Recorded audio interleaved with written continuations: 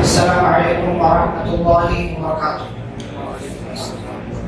بسم اللہ والصلاة والسلام علی رسول اللہ نبینا محمد وعلی آلہ واصحابہ ومن والاه، اما بعد، اعوذ باللہ من الشیطان الرجیم، بسم اللہ الرحمن الرحیم۔ یا ایھا الذین آمنوا اصبروا وصابروا ورابطوا واتقوا اللہ لعلکم تفلحون۔ معزز حاضرین، پارہ نمبر 4 کا آغاز ہو رہا ہے، اور پارہ نمبر 4 کی ابتدا میں، اس کے آغاز میں ہی اللہ رب العالمین نے کئی ایک اہم باتوں کا تذکرہ کیا۔ سب سے پہلی بات، جیسا کہ اس تعلق سے کل بھی بات آئی تھی، کہ ایک ایمان والا جب اپنا مال اللہ کے راستے میں خرچ کرے تو اس کو اچھا مال اللہ کے راستے میں خرچ کرنا چاہیے، اور آپ کی نیت اگر کوئی بڑی چیز حاصل کرنے کی ہے تو اسی کے حساب سے آپ کو صدقہ بھی کرنا پڑے گا، اسی کے حساب سے آپ کو مال بھی خرچ کرنا پڑے گا۔ جیسے دنیاوی حساب سے ہوتا ہے کہ اگر آپ کو کوئی فلیٹ چاہیے، کوئی زمین چاہیے، اور وہ زمین ایسی ہے جو اسٹیشن سے قریب ہے، ایئرپورٹ سے قریب ہے، تو اسی کے حساب سے آپ کو دام بھی دینا پڑے گا۔ ایسی ہی دین کا معاملہ بھی ہے، جتنی بڑی چیز، جتنا بڑا اسٹیٹس اور جتنا ہائی لیول مقام آپ کو چاہیے، اتنا ہی اچھا مال اور اتنی ہی نفیس اور قیمتی چیز آپ کو اللہ کے راستے میں صدقہ کرنا ہے۔ اسی چیز کو اللہ تعالیٰ نے کہا لن تنالوا البر حتى تنفقوا مما تحبون۔ تم نیکی ہرگز نہیں پا سکتے یہاں تک کہ تم اپنی محبوب چیز اللہ کے راستے میں خرچ نہ کرو۔ یہاں نیکی سے مراد کیا ہے؟ البر سے مراد کیا ہے یہاں پر؟ جنت۔ یعنی جنت اس وقت تک نہیں ملے گی جب تک کہ اپنی محبوب چیز اللہ کے راستے میں صدقہ نہ کر دو، خرچ نہ کر دو۔ اور اس سلسلے میں مشہور واقعہ ہے، جب یہ آیت کریمہ نازل ہوئی، حضرت ابو طلحہ انصاری رضی اللہ تعالیٰ عنہ میرے رسول صلی اللہ علیہ وسلم کے پاس آئے، اور میں اللہ کے رسول صلی اللہ علیہ وسلم، اللہ نے ایسی بات کہی ہے کہ محبوب مال اللہ کے راستے میں خرچ کرو گے تبھی جنت ملے گی، اور میری نظر میں میرا جو باغ ہے بیروحہ نام کا، اللہ کے رسول صلی اللہ علیہ وسلم، اس سے زیادہ قیمتی مال میرے پاس کوئی نہیں ہے۔ اور یہ باغ ایسا تھا کہ نبی صلی اللہ علیہ وسلم اس باغ میں کبھی کبھار تشریف لاتے تھے، کھجور کھاتے تھے، پانی پیتے تھے۔ تو یہ مال حضرت ابو طلحہ انصاری رضی اللہ عنہ کا تھا، یہ باغ اتنا تھا، تو انہوں نے کہا اس سے زیادہ قیمتی مال میرے پاس نہیں ہے، میں چاہتا ہوں کہ اس کو صدقہ کر دوں اللہ کے راستے میں۔ میرے رسول صلی اللہ علیہ وسلم نے فرمایا تمہاری نیت اچھی ہے، ایک کام کرو، اس کو اپنے رشتہ داروں وغیرہ میں تقسیم کر دو۔ حضرت ابو طلحہ انصاری رضی اللہ تعالیٰ عنہ نے وہ باغ اپنے رشتہ داروں میں تقسیم کر دیا۔ یہ جذبہ ہوتا ہے ایک مسلمان کا، ایک ایمان والے کا، ایک اس بندے کا جس کا یقینی طور سے ایمان اللہ رب العالمین پر ہوتا ہے۔ وہ مال نہیں دیکھتا ہے کہ میں اتنا سارا دے رہا ہوں، بلکہ وہ نتیجہ دیکھتا ہے کہ اس کا نتیجہ کیا ہونے والا ہے، بہتر صورت میں مجھے ملنے والا ہے۔ اس لیے میرے رسول صلی اللہ علیہ وسلم نے اعلان کیا، تبوک کے لیے نکلنا ہے، مال چاہیے۔ ابو بکر صدیق رضی اللہ عنہ پورے گھر کا مال لے کر کے آ گئے، پورا مال لے کر کے آ گئے۔ عمر بن خطاب رضی اللہ تعالیٰ عنہ آدھا مال لے کر کے آئے۔ حضرت عثمان غنی رضی اللہ تعالیٰ عنہ نے 900 اونٹ سامان کے ساتھ دیا، پھر 100 گھوڑے سامان کے ساتھ دیا، 5 کلو سونا دیا۔ 5 کلو سونے کی قیمت آج کے زمانے میں اگر نکالیں تو تقریباً 2.5 کروڑ روپے ہوتی ہے۔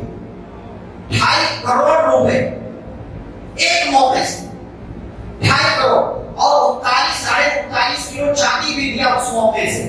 سونے چاندی کو اس وقت بہت فرق نہیں تھا جیسے آج زمین آسمان کا فرق ہے۔ 5 کلو سونا، 39 کلو 39 کلو چاندی، اور 900 اونٹ، 100 گھوڑے، یہ سب سازو سامان کے ساتھ حضرت عثمان غنی رضی اللہ تعالیٰ عنہ نے دیا۔ اسی لیے میرے رسول صلی اللہ علیہ وسلم نے کہا تھا کہ آج کے بعد عثمان جو کچھ بھی کرے، کوئی نقصان، کسی قسم کا نقصان ان کو نہیں پہنچے گا۔ یہ جذبہ ہوتا ہے کہ اللہ کی محبت کی خاطر اپنا محبوب مال اللہ کے راستے میں دو، بدلے میں تمہیں اللہ کی طرف سے جنت مل جائے گی۔ آگے بڑھیں تو یہودیوں کے کچھ اعتراضات اللہ رب العالمین نے ذکر کیے۔ سب سے پہلا اعتراض، پیارے رسول صلی اللہ علیہ وسلم کو ان لوگوں نے دیکھا کہ یہ لوگ اونٹ کا گوشت وغیرہ نہیں کھاتے ہیں، تو اعتراض کر بیٹھے کہ بھائی تم تو ابراہیم کے ماننے والے ہو، اور ابراہیم کے خاندان کے ایک بندے یعقوب علیہ السلام تھے، وہ اونٹ کا گوشت تو نہیں کھاتے تھے، ان کے لیے تو حرام تھا اور تم کھاتے ہو، تو یہ کون سا دعویٰ؟ تو اللہ تعالیٰ نے تردید کی، فرمایا کل الطعام کان حلا لبنی اسرائیل، کہ ہر اس کا کھانا بنی اسرائیل کے لیے حلال تھا جو اللہ نے حلال کیا تھا۔ ہاں اونٹ کا گوشت تھوڑے دنوں کے لیے یعقوب علیہ السلام نے اپنے اوپر حرام کر لیا تھا کیونکہ ان کو بیماری تھی، اس بیماری کی وجہ سے انہوں نے اپنے اوپر حرام کر لیا تھا، لیکن بنی اسرائیل کے لیے، ابراہیم علیہ السلام کے لیے اور ان کے خاندان کے افراد کے لیے چیز حرام نہیں تھی، لہٰذا یہودیوں کا جو اعتراض ہے یہ اعتراض بے بنیاد ہے۔ دوسرا اعتراض ان لوگوں نے یہ کیا کہ ابراہیم علیہ السلام کے خاندان کے جتنے لوگ ہیں، جتنے انبیاء آئے، وہ سب کے سب بیت المقدس کی طرف رخ کر کے نماز پڑھتے تھے۔ اب یہ نبی جو ہے یہ اپنے آپ کو ابراہیم علیہ السلام سے جوڑتے ہیں، اور ابراہیم سے جوڑنے کے باوجود یہ جو ہے خانہ کعبہ کی طرف رخ کر کے نماز پڑھتے ہیں۔ تو یہ کیا بات ہوئی کہ ایک طرف دعویٰ ابراہیم علیہ السلام کی اتباع کرنے کا کرتے ہو اور دوسری طرف بیت المقدس کے بجائے خانہ کعبہ کی طرف رخ کر کے نماز پڑھتے ہو؟ تو اللہ تعالیٰ نے کہا کہ ابراہیم علیہ السلام کا اصل قبلہ جو تھا انہوں نے تعمیر کیا، اصل قبلہ جو تھا وہ خانہ کعبہ ہی تھا، اور خانہ کعبہ یہ دنیا کا سب سے پہلا گھر ہے، بیت المقدس تو اس کے بعد کا ہے، دونوں کے درمیان 40 سال کا فاصلہ ہے، تو پہلا گھر خانہ کعبہ ہے، تو پہلا قبلہ بھی جو ہے وہ خانہ کعبہ ہی ہوگا، اس کے بعد بیت المقدس قبلہ ہوگا۔ تو اگر یہ نبی خانہ کعبہ کی طرف رخ کر کے نماز ادا کر رہے ہیں تو یہ اللہ کی طرف سے کر رہے ہیں، یہودیوں کو اعتراض کرنے کا حق ہی نہیں ہے۔ اب پھر آگے اللہ رب العالمین نے خانہ کعبہ کی فضیلت بیان کی، فرمایا ان اول بیت وضع للناس للذی ببکہ، سب سے پہلا گھر جو زمین میں دنیا والوں کے لیے، لوگوں کے لیے بنایا گیا وہ کیا ہے؟ خانہ کعبہ۔ وہ خانہ کعبہ، اس کے مختلف نام ہیں، کعبہ ہے، مکہ بھی کہتے ہیں، مکہ کہتے ہیں، البیت العتیق کہتے ہیں، المسجد الحرام کہتے ہیں، البیت الحرام کہتے ہیں، مختلف نام ہے اس کے، سب سے پہلا گھر۔ اس کے بعد اللہ تعالیٰ کہتے ہیں مبارکہ، خانہ کعبہ مبارک ہے، مبارک ہے، کس حساب سے مبارک ہے؟ مبارک ہونے کی سب سے بڑی نشانی جو دکھائی دیتی ہے، آپ دیکھیں کہ یہاں آپ نماز پڑھیں، 1,00,000 نماز، وہاں ایک نماز پڑھیں دونوں بار، اس سے بڑی برکت کیا ہوگی؟ آپ یہاں اپنے علاقے میں رہ کر کے 1,00,000 نماز پوری زندگی میں نہیں پڑھ سکتے، فرض نماز پوری زندگی میں آپ 1,00,000 نماز نہیں آنے والی، 70-80 سال کی زندگی آپ کو مل جائے تب بھی 1,00,000 نماز نہیں ہوگی، 5 کر کے آپ جو ہے ملٹیپل کرتے چلے جائیں، پوری زندگی میں 1,00,000 نماز آپ کو نہیں ملے گی۔ لیکن خانہ کعبہ میں ایک وقت کی آپ نماز پڑھ لیں تو 1,00,000 نماز کا ثواب آپ کو ملے گا، اس سے بڑی برکت کیا ہے؟ آگے اللہ تعالیٰ نے کہا وَهُدًى لِّلْعَالَمِينَ، یہ خانہ کعبہ جو ہے پوری دنیا کے لوگوں کے لیے ہدایت کا مرکز ہے۔ کیسے ہدایت کا مرکز ہے؟ پیارے رسول صلی اللہ علیہ وسلم وہیں آئے، پھر وہیں پر وحی کا نزول ہوا، وہیں سے پوری دنیا میں دین اسلام پھیلا، تو گویا کہ خانہ کعبہ جو ہے وہ لوگوں کے لیے ہدایت کی ابتدا ہے، اور وہ ہدایت کا سینٹر ہے، ہدایت کا مرکز ہے۔ فیہ آیات بینات، اس کے اندر واضح نشانیاں ہیں لوگوں کے لیے، یعنی قدم قدم پر آپ دیکھیں خانہ کعبہ ہے، حجر اسود ہے، مقام ابراہیم ہے، صفا مروہ ہے، پھر باہر نکلے تو باہر نکلنے کے بعد عرفات ہے، مینا ہے، مزدلفہ ہے، یہ سب واضح نشانیاں ہیں انسانوں کے لیے سمجھنے کے لیے۔ پھر اور آگے بڑھے غار حرا ہے، غار ثور ہے، یہ سب مشاعر کرام ہے، شعائر اللہ میں سے ہیں، جو ان کو نہ مانے وہ گویا کہ اللہ رب العالمین کی مقدس مقامات کی توہین کرتا ہے۔ اس کے بعد آگے اللہ تعالیٰ نے کہا کہ خانہ کعبہ کے عظیم ہونے کی ایک اور دلیل یہ ہے وَمَن دَخَلَهُ كَانَ آمِنًا، جو وہاں داخل ہو جائے اس کو امن مل گیا،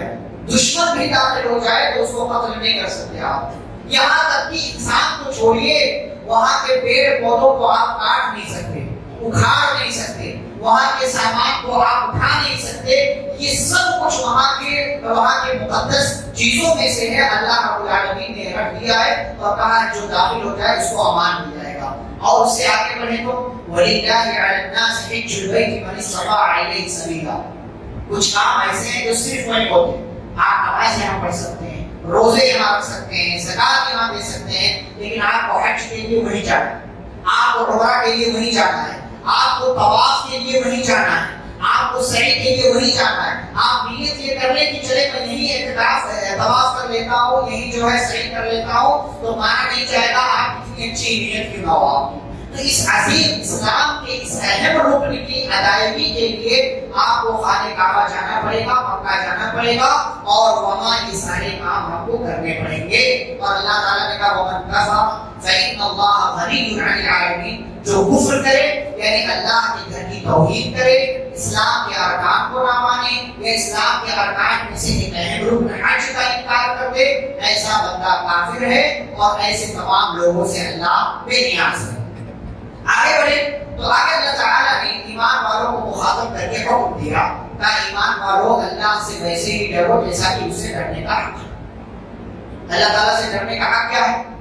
یعنی جہاں اپنے نفس کی قربانی دینا پڑے اللہ کی خاطر وہاں قربانی دے جائے، اللہ سے ڈرنے کا حق ہے۔ ایک طرف یہ چیز ہو کہ مجھے یہ کام کرنا ہے، دوسری طرف اللہ تعالیٰ کی بات ہوگی بندے نہیں تجھے یہ کام نہیں کرنا، یہ کام کرنا ہے۔ یہاں آپ اپنے خواہش کی قربانی دے کر کے اللہ کی خواہش پر عمل کریں، یہ اللہ سے ڈرنے کا حق ہوا۔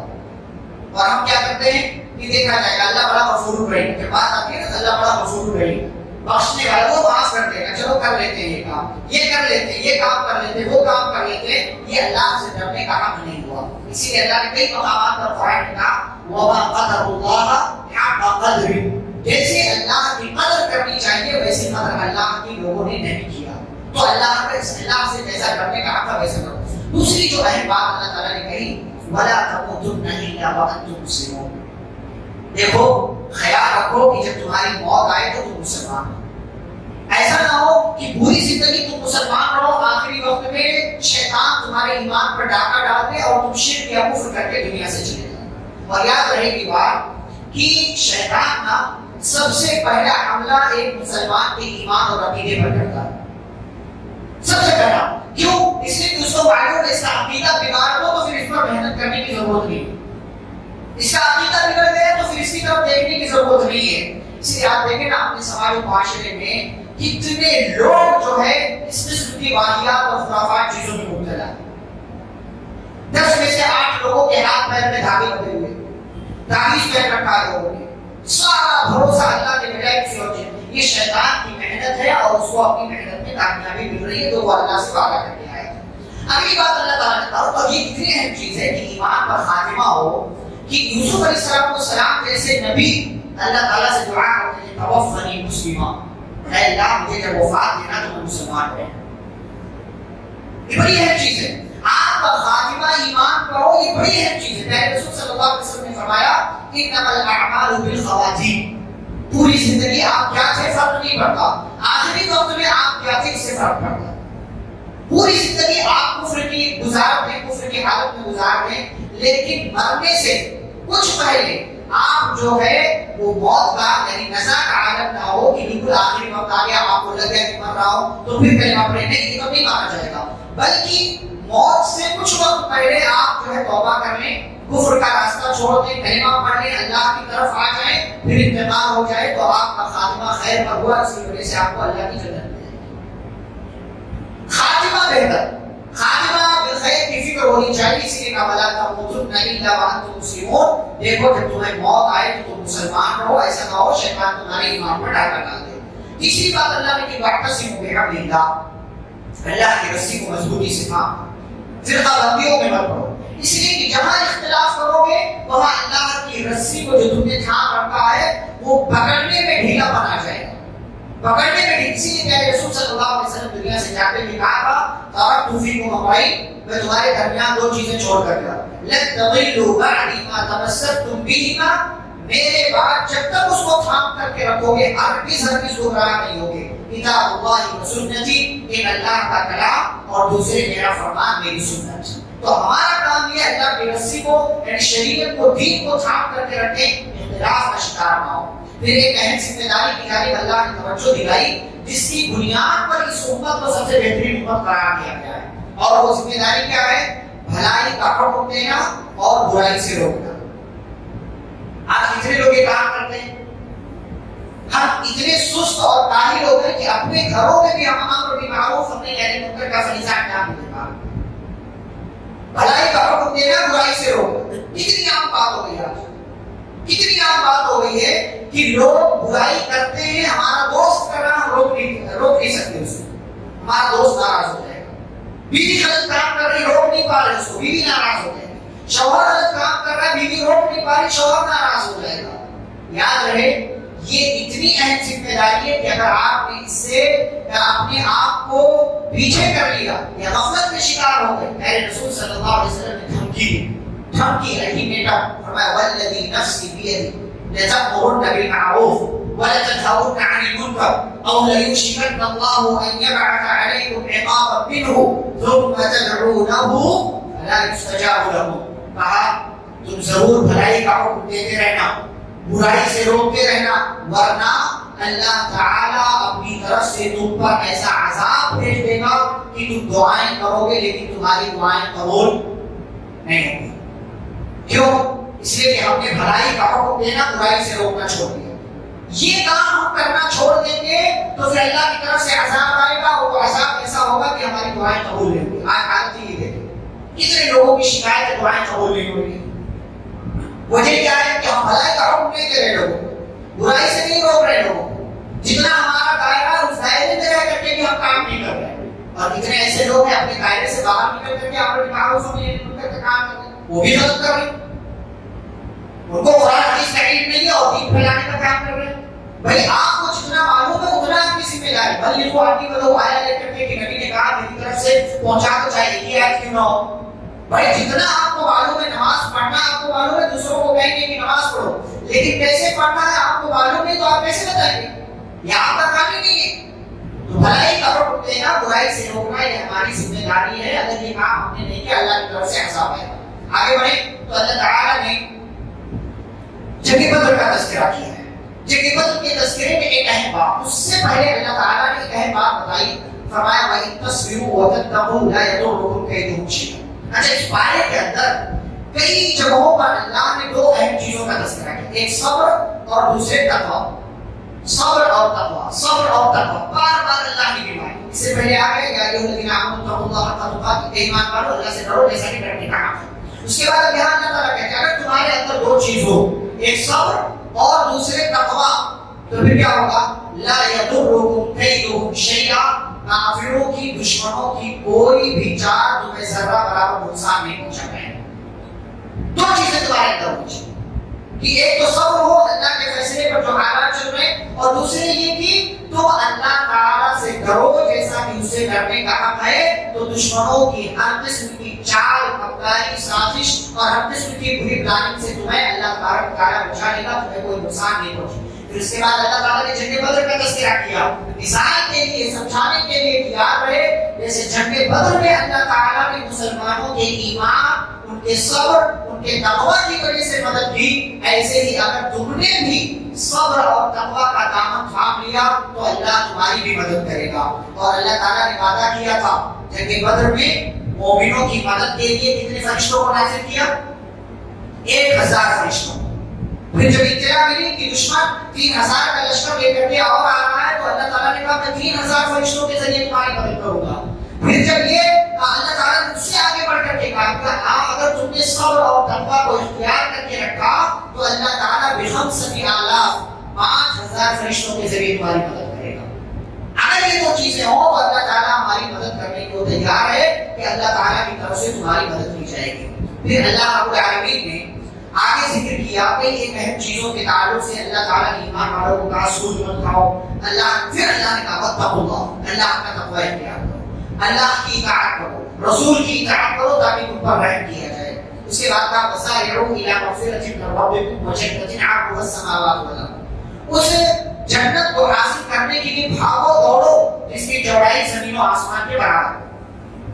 اب یہاں پر ایک سوال آتا ہے، مصدر خانی کی ایک روایت ہے، ایک آدمی آیا اللہ کے رسول صلی اللہ علیہ وسلم کے پاس، کہا اللہ کے رسول صلی اللہ علیہ وسلم یہ اللہ نے کہا جنت کی چوڑائی آسمان و زمین کے برابر ہے تو پھر جہنم کہاں ہے؟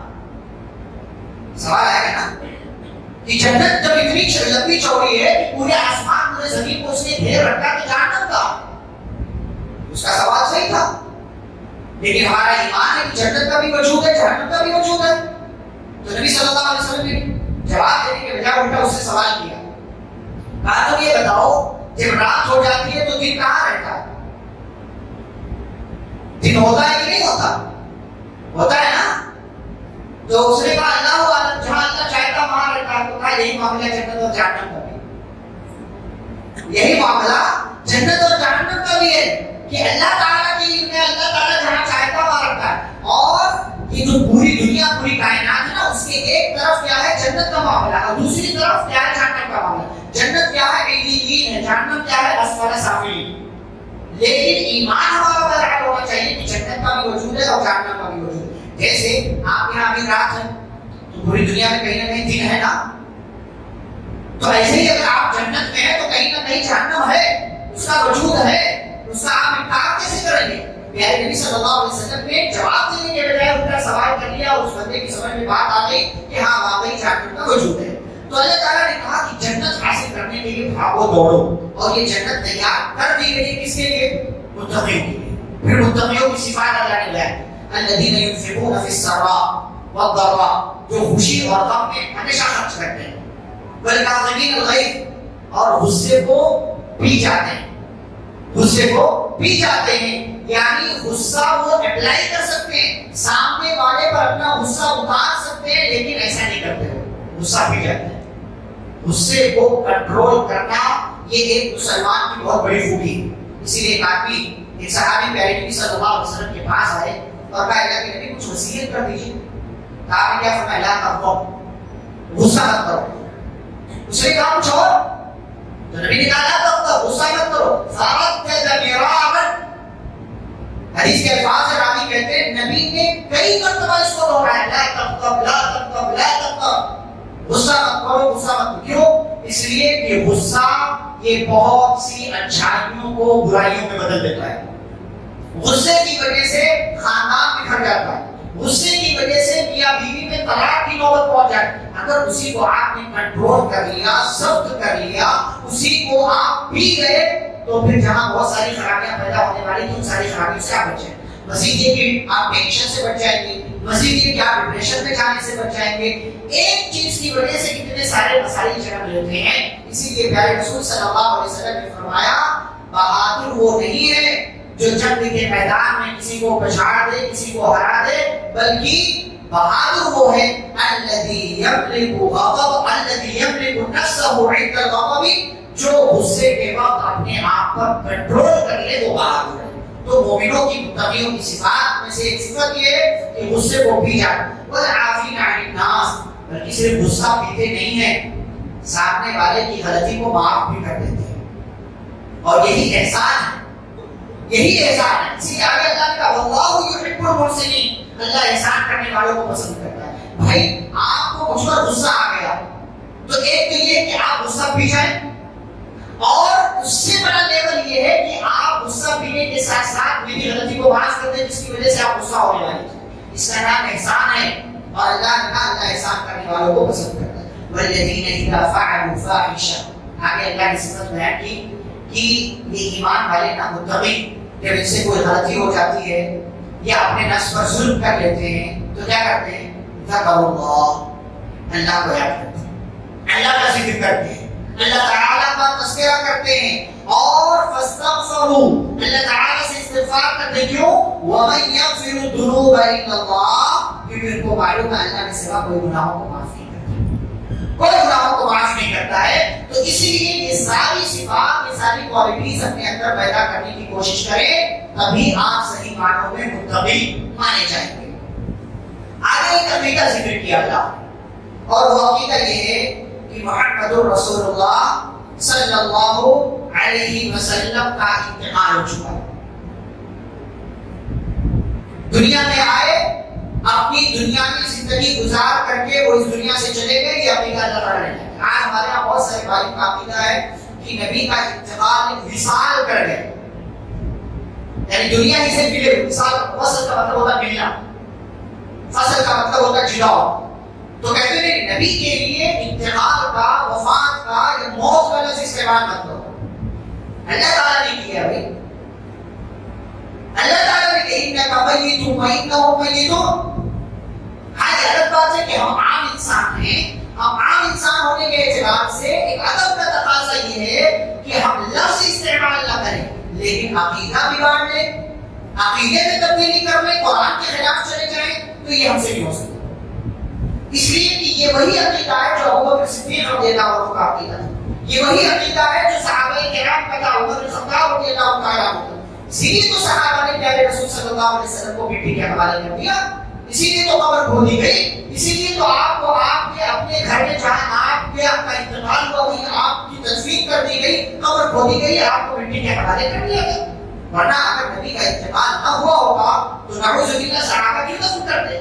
پتہ کیا چلا کہ جو نبی کا انتقال ہو گیا، اس عقیدے کو نہیں مانتا، وہ صحابہ کے منہج کے خلاف ہے، وہ قرآن کی آیت کے خلاف ہے، وہ حدیث کے خلاف ہے، اس لیے کہ پیارے رسول صلی اللہ علیہ وسلم کا انتقال ہو چکا ہے۔ اور آپ جانتے ہیں ماحول جب بگڑا پیارے رسول صلی اللہ علیہ وسلم کے انتقال کے بعد، عمر بن خطاب رضی اللہ تعالیٰ عنہ جیسے عظیم جلالی انسان جو ایمان والے مضبوط اور پختہ ایمان والے تھے، کہنے لگے کہ نبی کا انتقال نہیں ہوا ہے بلکہ نبی کچھ دنوں کے لیے ہم سے چلے گئے ہیں، جیسے موسیٰ علیہ السلام گئے تھے کہ وہ کوہ طور پر گئے 40 راتوں کے لیے اور پھر واپس آ گئے تھے، ایسے ہمارے نبی بھی گئے ہیں، واپس آئیں گے اور ہم سے ملاقات کریں گے۔ ابوبکر صدیق رضی اللہ تعالیٰ عنہ کسی کام سے باہر تھے، اطلاع ملی کہ حبیب کا انتقال ہو چکا ہے، پیارے رسول صلی اللہ علیہ وسلم انتقال کر رہے ہیں، بھاگے بھاگے آئے، چادر ہٹائی، پیشانی کا بوسہ دیا، انا للہ پڑا، اور اس کے بعد جب ماحول بگڑا ہوا دیکھا، ممبر پر چڑھے، لوگوں کو مخاطب کیا، فرمایا سنو، من کان منکم یعبد محمدا فإن محمدا قد مات، فرمایا سنو، تم میں سے جو محمد صلی اللہ علیہ وسلم کی عبادت کرتا تھا وہ سن لے، سمجھ لے کہ محمد صلی اللہ علیہ وسلم کا انتقال ہو چکا ہے۔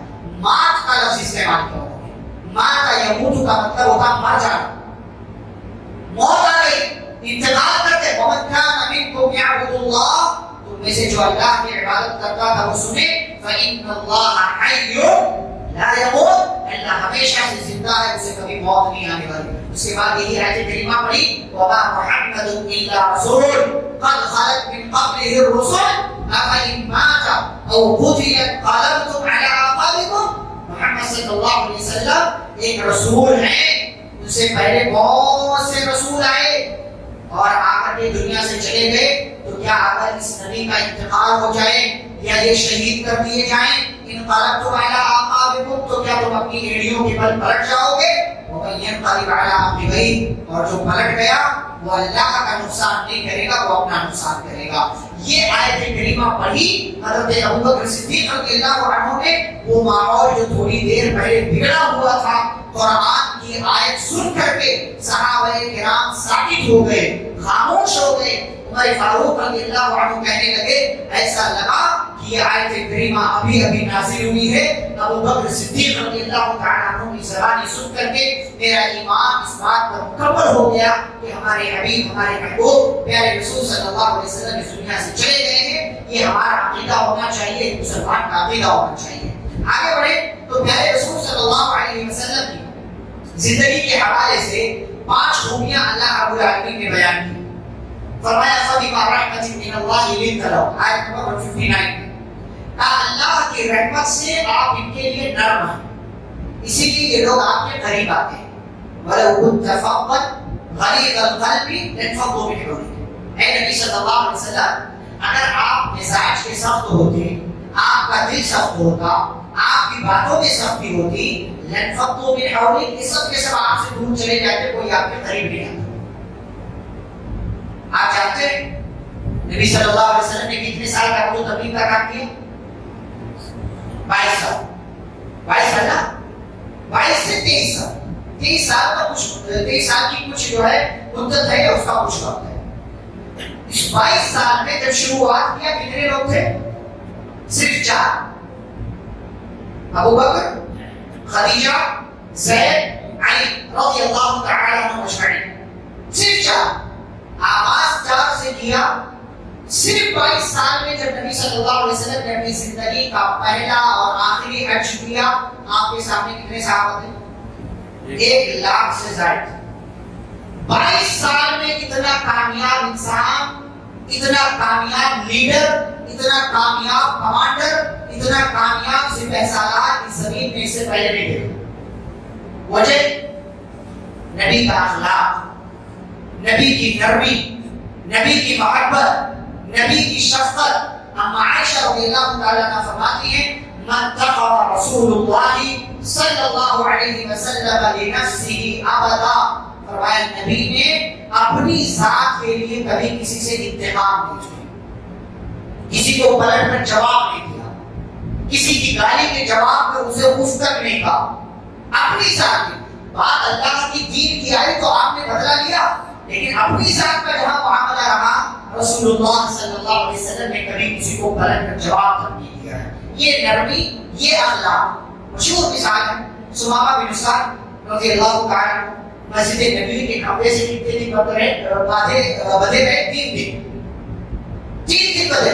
نبی روز آنا ایک ہی سوال، ماں بالوں کا یا سمامہ کہو خیریت ہے؟ اور سمامہ یمامہ کے گورنر تھے، کمانڈر تھے، اپنی فوج کے سپہ سالار تھے، معمولی انسان نہیں تھے، صحابہ ان کو پکڑ کر کے لے کر آ گئے، بات دیا گیا ان کو، اور سمامہ کو نبی صلی اللہ علیہ وسلم سے بڑی گہری نفرت تھی۔ وہ خود کہتے ہیں کہ نبی سے ملاقات سے پہلے نبی سے زیادہ مبغوض اور قابل نفرت میری نظر میں کوئی اور نہیں تھی، لیکن صرف نبی کا اخلاق دیکھا، نبی کا کردار دیکھا، نبی کا مسجد نبی میں آنا جانا دیکھا، نبی کا اٹھنا بیٹھنا دیکھا، نبی کی صحابہ سے گفتگو کو سنا، نبی کا اپنے ساتھ معاملہ دیکھا، اور نبی کا سوال سنا کہ اتنا سب کچھ ہونے کے باوجود نبی خیریت پوچھ رہے ہیں، ماں بالوں کا یا سمامہ نے دھیمو دھیمے ایک ہی جواب دیا، ان تقتل لا تمن وإن شاکرا، اگر قتل کر دو گے تو بدلے میں قتل کرو گے، میں نے تمہارے ساتھیوں کا قتل کیا، اگر تم نے میرے اوپر احسان کر دیا تو میں احسان کا بدلہ چکا کر کے رہوں گا، کیونکہ میں احسان کسی کا رکھتا نہیں ہوں۔ 3 دن کے بعد نبی نے چھوڑ دیا، سمامہ چھوٹ گئے، لیکن نبی کا اخلاق دیکھ کر، نبی کی سیرت دیکھ کر کے ان کے قیدی بن گئے آگے بڑھے، لیکن دل پیچھے کی طرف چھوڑ کر کے آئے، تھوڑی دور گئے، غسل کیا، واپس آئے اور پیارے رسول صلی اللہ علیہ وسلم کے دین کا کلمہ پڑھ کر کے مسلمان ہو گئے۔ نرمی وہ کام کرتی ہے جو سختی کبھی نہیں کر سکتی، نرمی وہ کام کرتی ہے جو کبھی بھی آپ کا سخت رویہ وہ کام نہیں کر سکتا، اسی لیے اللہ نے کہا ان کے لیے نرمی آپ سے قریب ہوتے ہیں، وَلَوْ كُنْتَ فَظًّا غَلِيظَ الْقَلْبِ، اگر آپ سخت ہوتے یہ لوگ آپ سے دور چلے جاتے۔ یہ پہلی خوبی۔ دوسری خوبی اللہ نے کیا کہا؟ فَاعْفُ عَنْهُمْ۔ بس اوقات کیا ہوتا ہے نا، ہم کسی سے محبت کریں وہ ہم سے نفرت کرتا ہے، ہم کسی کے ساتھ محبت دکھائیں تو ہم کو گالیاں دیتا ہے، تو اللہ تعالیٰ نے کیا کہا؟ پہلا کام تو نرمی سے بات کرو، دوسرا کام یہ کہ سامنے والا اگر آپ کے ساتھ غلط رویہ اختیار کرتا ہے تو اس کو معاف کر دو، تیسرا کام صرف معاف نہیں کرو بلکہ اس کے گناہ کی معافی کے لیے اللہ سے دعا بھی کرو۔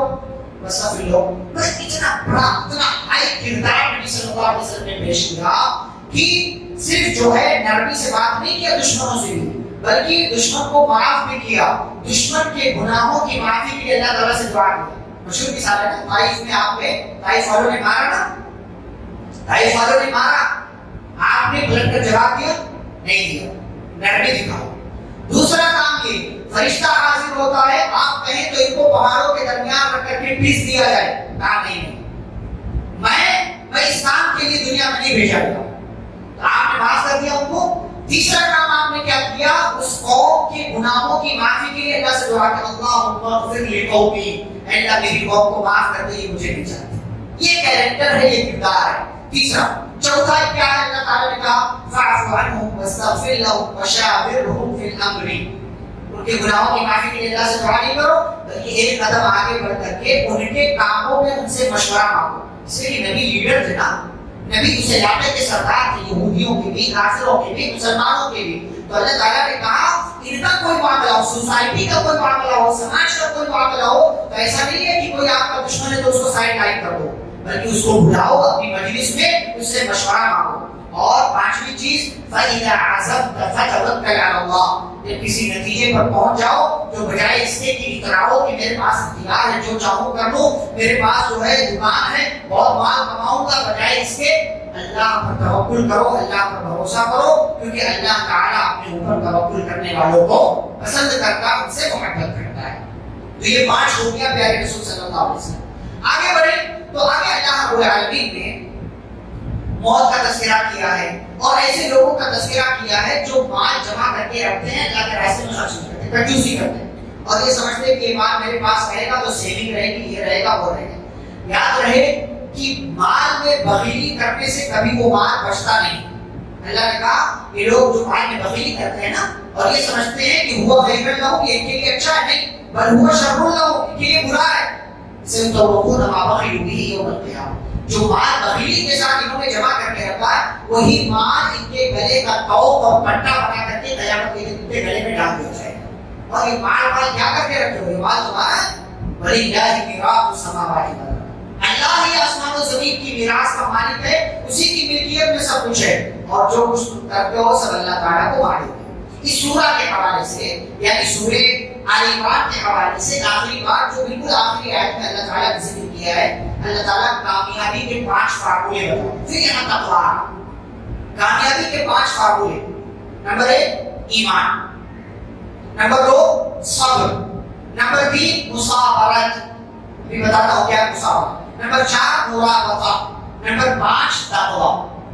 میں نے کہا اس بارے میں کئی مرتبہ صبر اور تقویٰ، کئی مرتبہ صبر اور تقویٰ، تو 5 چیزیں، اور 5 چیزیں ذکر کرنے کے بعد اللہ تعالیٰ کہتے ہیں لعلکم تفلحون، یہ 5 خوبیاں تمہارے اندر ہوگی تو تم کامیاب ہوگے۔ ایمان آپ سمجھتے ہیں؟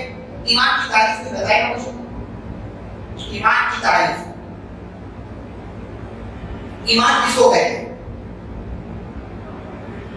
جی؟ یہ تو ایمان کے ارکان ہو گئے، ایمان کی تعریف میں پوچھوں، ایمان کہتے کس کو؟ بس وہ احسان، ایمان کہتے ہیں زبان سے اقرار باللسان، زبان سے آپ نے کہہ دیا اللہ ایک، تصدیق بالجنان، دل سے اس کی تصدیق بھی کرے کہ ہاں واقعی اللہ ہے، عمل بالارکان، اعضاء و جوارح باڈی کے پارٹس کے ذریعے عمل بھی کرے جو اللہ نے کہا، اس کا نام کیا ہے؟ ایمان۔ یہ چیز آپ کے اندر ہونی چاہیے۔ نمبر 2 صبر، صبر آپ سمجھتے ہیں؟ صبر کی 3 قسمیں، ایک اطاعت کے کام پر صبر، اطاعت کے کام پر صبر کیا؟ 4 دن آپ نے تراویح پڑھ لیا، تو پیٹ دکھ رہی ہے کل سے نہیں آؤ، نہیں، یہاں آپ کو صبر کرنا ہے۔ جو کام آپ کر رہے تھے نا نیکی کا، تو نیکی کے کام پر صبر کریں۔ شیطان بن رہا ہے آپ کو ثواب سے دور کرنا چاہ رہا ہے کہ آپ کی پیٹھ میں درد ہے، آپ کا پاؤں درد کرتا ہے، آپ کو یہ کام ہے، آپ کو وہ کام ہے، آپ کی بڑی دیر تک پڑھاتے ہیں، پھر اس کے بعد تفسیر بھی ہوتی نہیں، یہ سب شیطانی ہم کرتے ہیں، شیطان آپ کو بھگا رہا۔ اطاعت کے کام پر صبر کریں، یہ اطاعت۔ اور دوسرا صبر کی دوسری قسم ہے الصبر علی المعصیہ، نافرمانی کے کام پر صبر، یعنی آپ کوئی گناہ کا کام نہیں کر رہے تھے لیکن آج دل میں آیا نہیں آج چلو ایک بار کر لیتا ہوں نا، نہیں، یہ شیطان آپ کو جھانسا دے رہا ہے کہ ایک بار کرنے سے کچھ نہیں ہوتا۔ جیسے کچھ نہ کوئی سگریٹ پینے والا دوست ہوتا ہے تو دوسرا دوست وہ نہیں پیتا، ایک کش مار میں کچھ نہیں ہوتا، نہیں، آپ نے اب تک نہیں کیا تو ابھی مت کیجیے، یہ صبر ہے، نافرمانی کے کام پر صبر۔ اور تیسری صبر کی قسم ہے جو اللہ تبارک و تعالیٰ کی طرف سے جو پریشانیاں، بیماریاں، مسائل، مشکلات، دکھ اور تکلیف کی چیزیں آ جاتی ہیں ان پر صبر کرنا، چلانا نہیں، رونا نہیں، چیخنا نہیں، بلکہ یہاں آ جا کر کے شکوے نہیں کرنا۔ تو یہ صبر، تینوں صبر کی کوالٹی، تینوں صبر کی قسمیں آپ کے پاس ہونی چاہیے۔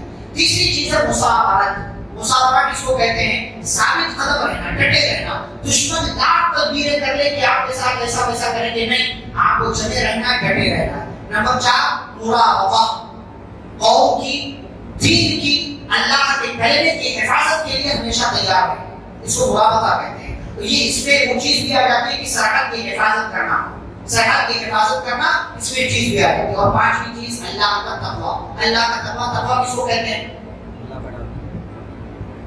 تقویٰ جامع تعریف کیا ہے تقویٰ کی؟ جو اللہ نے کہا وہ کرو، جس سے اللہ نے منع کیا اس سے رک جاؤ، یہ تقویٰ، اس میں سب چیزیں آ جاتی ہیں۔ تو یہ 5 چیزیں اگر آپ کے اندر ہیں تو اللہ تعالیٰ فرماتے ہیں لعلکم تفلحون، تم کامیاب ہو جاؤ گے۔ یہ 5 چیزیں اپنے اندر پہلے۔ اس کے بعد سورۃ النساء کا آغاز ہوتا ہے۔ نساء کا مطلب عورت یا عورتیں، عورتیں جمع، پلورل ہے، جمع، تو امراتوں کی جمع نساء، عورتوں کے بارے میں یہ سورہ ہے۔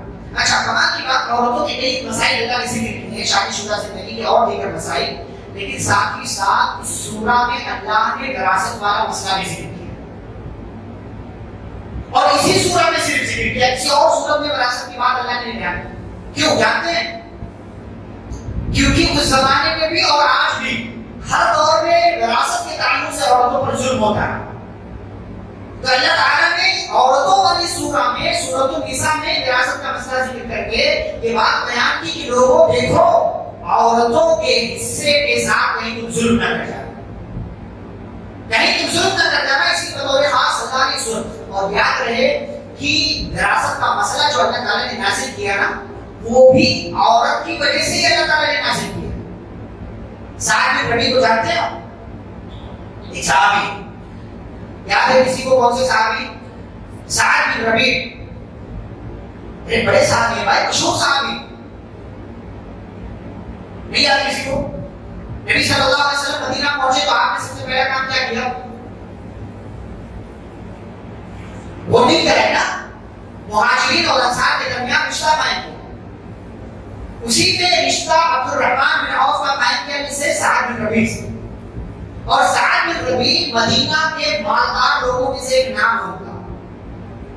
مدینہ کے جو اس وقت مالدار لوگ تھے مسلمانوں میں اس میں سے ایک نام سعد بن ربیع کا. ان کا انتقال ہو گیا. تو ان کے انتقال کے بعد ان کے مال پر ان کے بھائیوں نے قبضہ کر لیا. وراثت کا مسئلہ ابھی تک آیا نہیں تھا، حاصل نہیں ہوا تھا. تو ان کے مال پر ان کے بھائیوں نے قبضہ کر لیا. ان کی 2 بیٹیاں تھیں اور ایک بیوی تھی. 2 بیٹیاں اور ایک بیوی.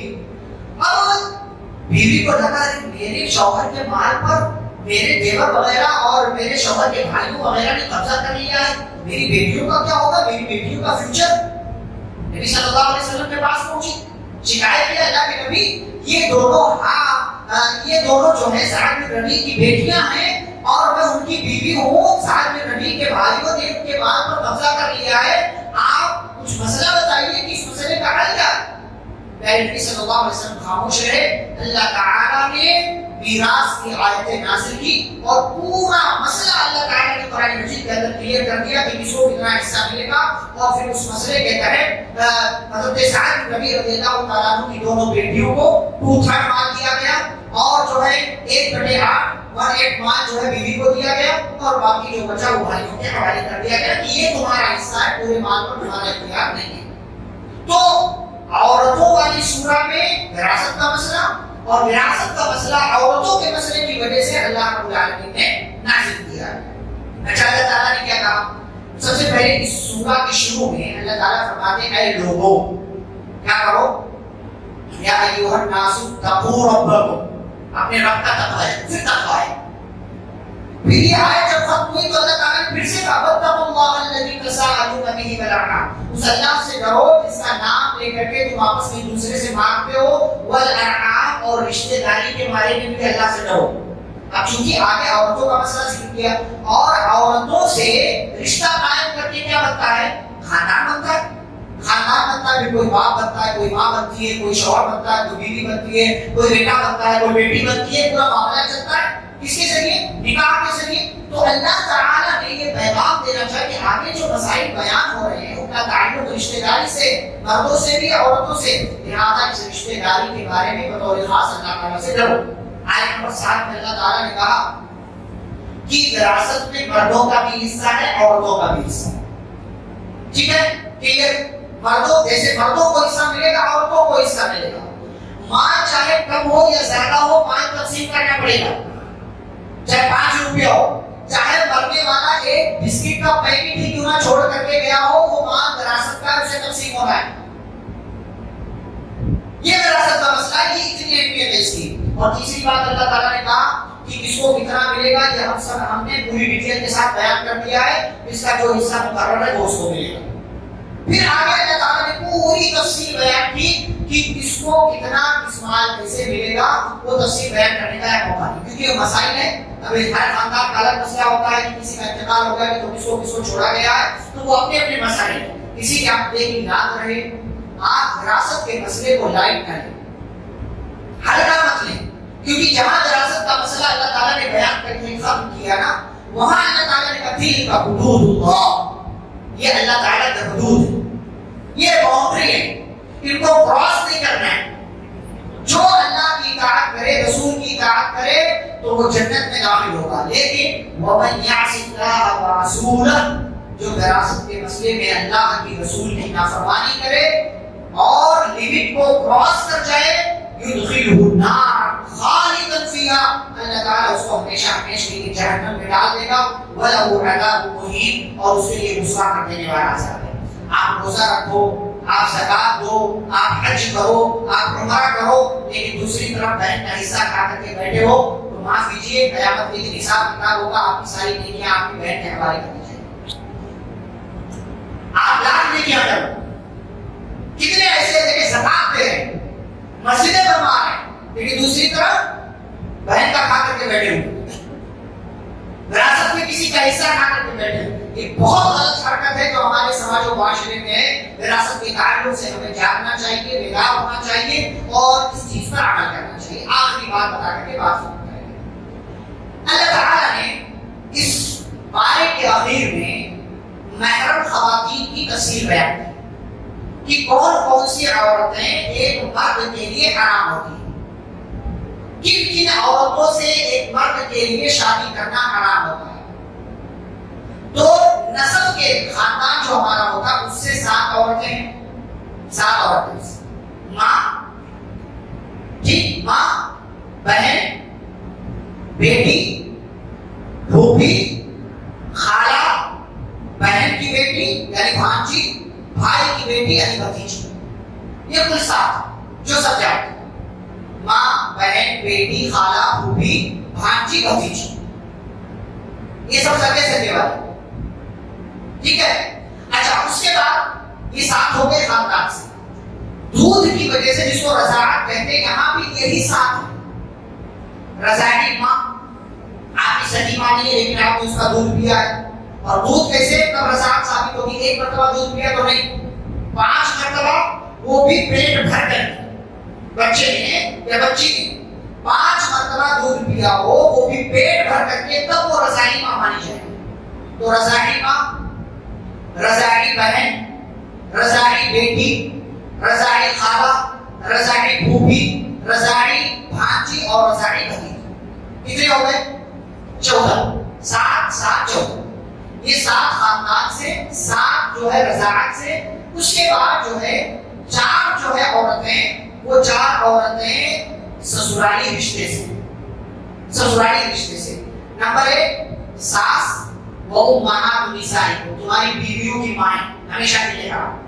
ساس، آپ نے اگر ایک بار کسی عورت سے شادی کر لیا اور اس کے ساتھ تعلقات آپ نے قائم کر لیے تو پھر اس کی ماں سے آپ شادی نہیں کر سکتے، یعنی ساس سے شادی، تو وہ امہات النساء۔ دوسرے نمبر پر ربیبہ لڑکی، ربیبہ لڑکی کس کو بولتے ہیں؟ ربیبہ یعنی آپ نے کسی ایسی خاتون سے شادی کیا جو پہلے سے شادی شدہ تھی اور اس کے یہاں کوئی بیٹی تھی، اس کے یہاں کوئی بیٹی تھی، اور وہ آپ کی نکاح میں جب آئی تو اس بیٹی کو ساتھ لے کر کے آئی جس کا باپ کوئی اور ہے۔ تو اب اس عورت سے آپ نے نکاح کر لیا، اس سے تعلق بھی قائم کر لیا، تو یہ لڑکی اب آپ کے لیے حرام ہوگی، اس کی جو بیٹی ہے وہ آپ کے لیے حرام۔ لیکن اگر اس عورت سے تعلق قائم کرنے سے پہلے آپ نے اس کو طلاق دے دیا تو اب یہ لڑکی حرام ہے، سمجھے؟ یہ لڑکی آپ کے لیے حرام۔ تو دوسرے، پہلی ساس اور دوسرے ربیبہ لڑکی یعنی بیوی کی بیٹی جو کسی اور مرد سے، کسی اور باپ کے ذریعے ہو، یہ ہو گئے۔ نمبر 3 وَحَلَائِلُ أَبْنَائِكُمْ، بہو حرام ہوتی ہے، بہو سے شادی نہیں کر سکتے، بیٹوں کی بیویاں شادی نہیں کر سکتے۔ اور نمبر 4 وَأَن تَجْمَعُوا بَيْنَ الْأُخْتَيْنِ، 2 بہنوں کو جمع کرنا، 2 بہنوں سے آپ ایک ساتھ نکاح نہیں کر سکتے، الگ الگ ٹائم پہ کر سکتے کہ جیسے ایک عورت سے آپ نے شادی کیا، اس کا انتقال ہو گیا تو آپ اس کی بہن سے آپ شادی کر سکتے ہیں، لیکن دونوں کو ایک ساتھ رکھیں نہیں۔ جیسے عثمان غنی رضی اللہ عنہ پہلے رقیہ رضی اللہ عنہ سے شادی کی، نبی صلی اللہ علیہ وسلم کی بیٹی، پھر جنگ بدر والے دن ان کا انتقال ہو گیا تو نبی صلی اللہ علیہ وسلم نے ام کلثوم بھی دے دیا۔ اب ام کلثوم کا انتقال ہو گیا تو نبی نے کہا کہ میری کوئی اور بیٹی ہوتی تو عثمان ہو گیا، آپ کیا کرنا دے دیتے۔ یہ عثمان غنی کی فضیلت ہے۔ تو 2 بہنوں کو ایک ساتھ جمع، کتنے ہو گئے؟ 7 7 4، کتنے ہو گئے؟ 18 18 ہو گئے۔ 2 اور ہیں، وہ 2 اور کون ہیں؟ آپ کی بیوی کی خالہ، بیوی اور اس کی خالہ کو ایک ساتھ آپ نہیں رکھ سکتے، سمجھ رہے؟ بیوی اور آپ کی خالہ تو ہمیشہ کے لیے حرام، لیکن بیوی اور اس کی خالہ ایک ساتھ آپ نہیں رکھ سکتے، الگ الگ ٹائم میں رکھ سکتے ہیں. اور 20ویں عورت ہے، مطلب جو آپ کی بیوی ہے اس کی پھوپھی، دونوں کو آپ ایک ساتھ جمع نہیں کر سکتے. یعنی بیوی کی پھوپھی کو آپ اپنے عقد میں اس عورت کے ہوتے ہوئے آپ نہیں رکھ سکتے. 20 ہو گئے. ایک آخری عورت جو ہے 21ویں نمبر کی، وہ ہے جس کو اللہ نے پارہ نمبر 5 کی پہلی آیت میں پہلے جملے میں کہا والمحصنات من النساء، کسی بھی شادی شدہ عورت سے آپ شادی نہیں کر سکتے. کوئی بھی ایسی عورت کہ جو کسی اور کے نکاح میں ہے، اب آپ اس سے نکاح کریں گے، آپ کو کتنی اچھی کیوں نہ لگے، لیکن اب آپ اس سے نکاح نہیں کر سکتے. تو یہ کل 21 خواتین ہیں کہ جن سے آپ کے لیے نکاح کرنا حرام ہے. ان میں سے اکثر وہ ہے جو ہمیشہ ہمیشہ کے لیے حرام ہے.